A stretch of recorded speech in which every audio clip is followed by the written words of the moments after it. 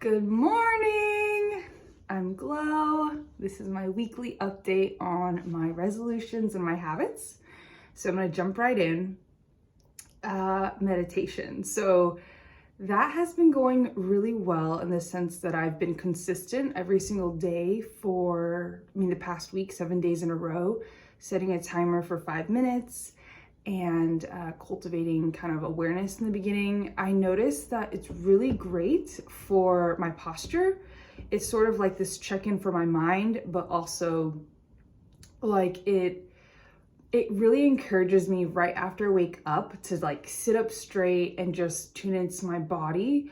So it's really like twofold, like my mind checking in and kind of setting the intention for the day, but also body-wise, it feels really impactful, I would say. So I like it. I'm toying around with the idea of increasing my 5 minutes to 7 minutes just to ramp up. But I also feel like that's reflective on how much time that I have like in the morning getting ready. And so am I capable of waking up 2 minutes earlier? And it's like, well, when I say it like this, like, of course I'll wake up 2 minutes earlier, like in the future. But when I'm in the bed and I'm like, the alarm's going off, it's like, I'm not necessarily thinking about, oh, if I wake up 2 minutes earlier now, that's 2 minutes more of meditation. So kind of putting the two together is something I'm playing around with. So writing a stream of consciousness. So I've noticed that it's more challenging to do on the days that I'm scheduled to work, right? And it's like, we wake up, we have to be at work at a certain time, and being able to tap into that and just flow and write, it sort of feels like a luxury. So I've tried to take my journal with me, like thinking, oh, I'll write during my lunch break, and that didn't play out. So I'm thinking that really, if I'm going to continue and maintain this habit of the stream of consciousness, to be really disciplined in doing it before I leave work, I think, or shifting it outside, maybe in the evening. But I really do believe in the practice of writing the stream of consciousness in the morning to just dump everything and just everything that's like on the mind after, sleeping, it's there. So then you can go into the day, like ready to absorb. So yeah, still working on that one. As far as kind of the positive tone for the day, I would say I haven't been consistent with that. Some days, I think it's still because it's not like a specific time. Yeah, I think I need to be a little bit more specific as far as when I'm cultivating that. Because I think it's the specificity. The meditation is like the first thing that I do, right? And so it's like, check. But then there's the writing the stream of consciousness. Is it before I make tea? Is it after I make tea? And what I do right after meditation is I write it, like I notate it, right? And so it feels like, oh yeah, like I should cultivate 5 minutes of like creating this positive, abundant mindset, but maybe it doesn't have to be that time frame. Maybe it could just be 15 seconds of like awareness and intention.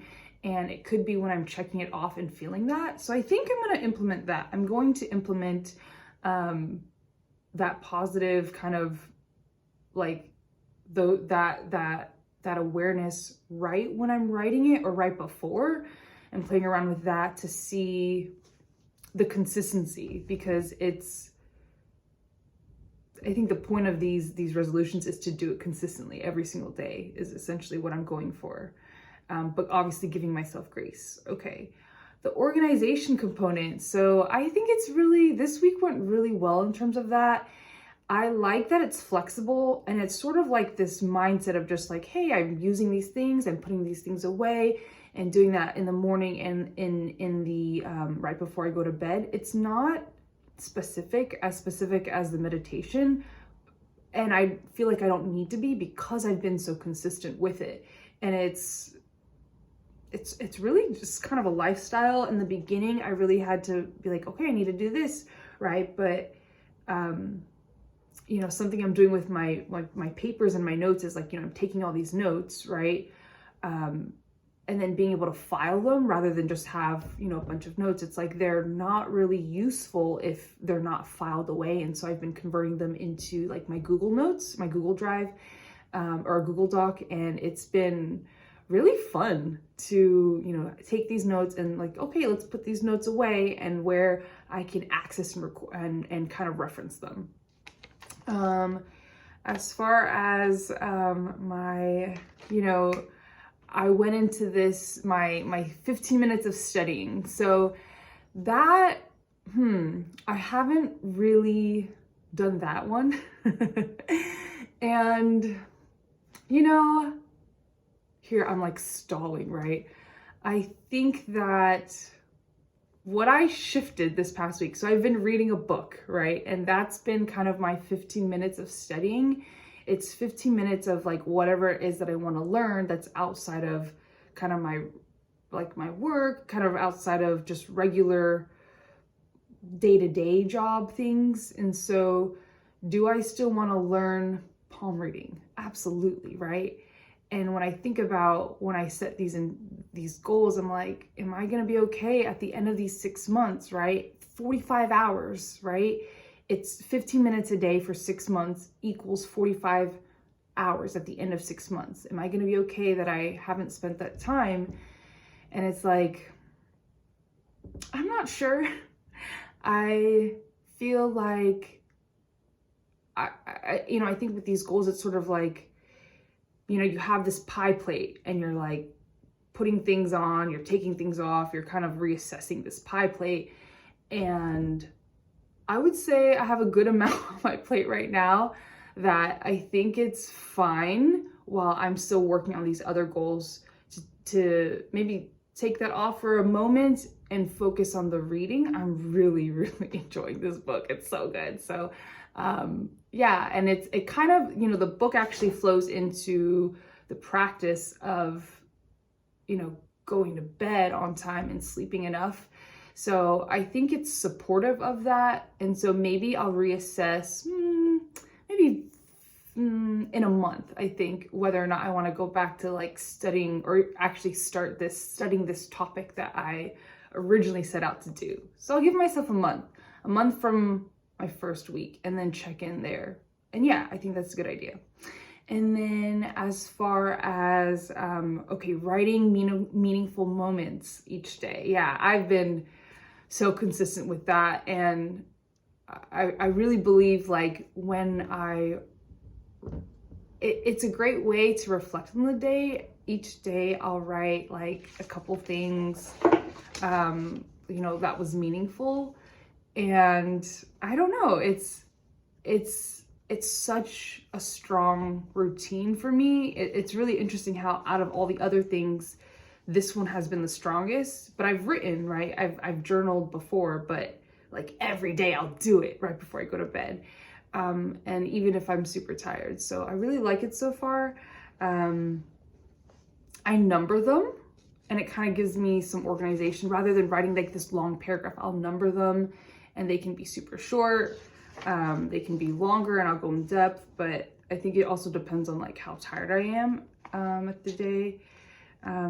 Sometimes it could be just a simple line, you know? So it's interesting to look back on that.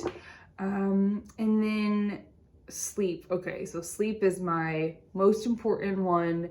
And what I have found is that as I'm tracking my sleep, I used to use one metric, right? Like I'll write an S for sleep as far as my like, okay, I've done it, which is accomplishing going to bed by 11 p.m. and then sleeping for 8 hours.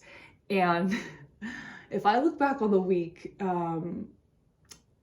I accomplished it one time.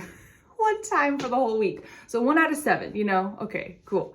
I'm trying to increase it to like maybe 3 out of 7.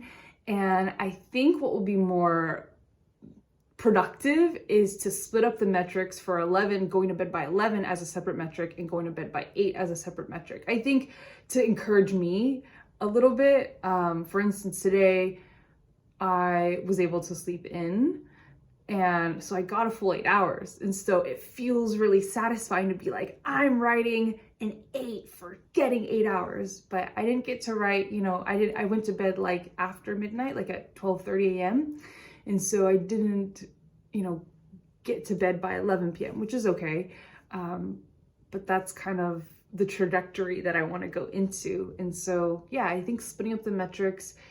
And then as far as like how to actually sleep earlier, I'm just recognizing that I have a long wind down routine. And originally, before I would go to bed, I would write like, okay, I'm going to bed at 11 p.m. And then I'd like hop into bed and read my book. And then I'd find that it's like, oh no, I didn't go to bed at 11. Like I ended up going to bed at midnight. And so I think what's more accurate is writing down or tracking the sleep the next morning to really be aware of like, okay, when did I actually go to bed? Because there's like theory and then there's also what's happening in actuality. So that is my update for the week. And I came up with some little tips for writing a stream of consciousness and how to create more time in the day. So I'll put that in another video, but thank you for watching my update. Bye.